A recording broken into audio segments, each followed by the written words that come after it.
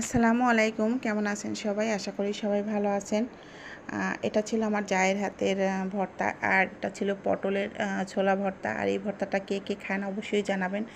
তো ওই দিন আমার খুব ভর্তা খেতে ইচ্ছে করছিল, আর আমার যা এখানে থাকে না, সে থাকে মানে আমাদের কাছ থেকে একটু দূরে থাকে, বরিশালে থাকে, আর আমরা থাকি একটু গ্রামের ভিতরে। তো ভাবি আসলেই আর কি বলি ভর্তা বানাতে, কারণ সে ভর্তা বানানোর জন্য খুবই পটু।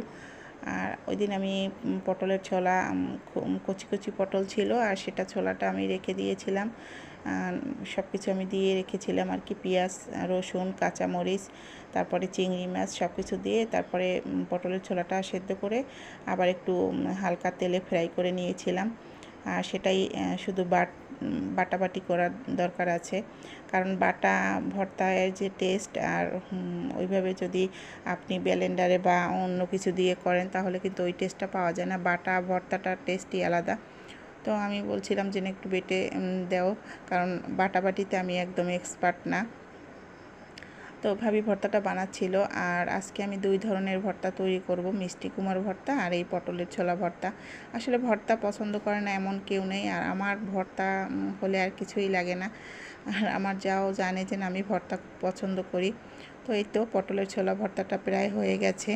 আর এখানে মিষ্টি কুমড়ো ভর্তাটা তৈরি করে নিব এখন। এখানে আমি রসুন, পেঁয়াজ নিয়েছিলাম, একটু কাঁচা হালকা একটু বাটা দিয়ে দিচ্ছিল, কারণ যেহেতু এখানে মিষ্টি কুমড়াটা আমি একদম ফ্রাই করে নিয়েছি, আর যদি পেঁয়াজটা একটু কাঁচা দিই তাহলে খেতে ভালো লাগবে।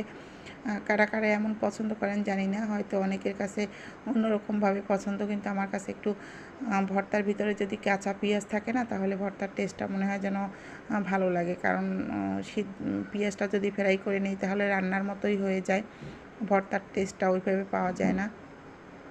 তারপরে ভর্তাটা হাতে মেখে তারপরে এখানে একটু সরিষার তেল দিয়ে দেবে। সরিষার তেল ছাড়া তো ভর্তা একদম অপূর্ণ, টেস্ট ভালো আসবে না। তো এই তো হাতে মাখিয়ে নিয়েছে, আর ঠিকঠাক মতো সব কিছু চেক করে নিচ্ছিল। তারপরে আবার পাটায় একটু ভাত নিয়ে খাচ্ছিল যে কেমন হয়েছে টেস্ট। তো আজকের 2 ধরনের ভর্তার রেসিপি আপনাদের কেমন লেগেছে অবশ্যই জানাবেন। আল্লাহ হাফেজ।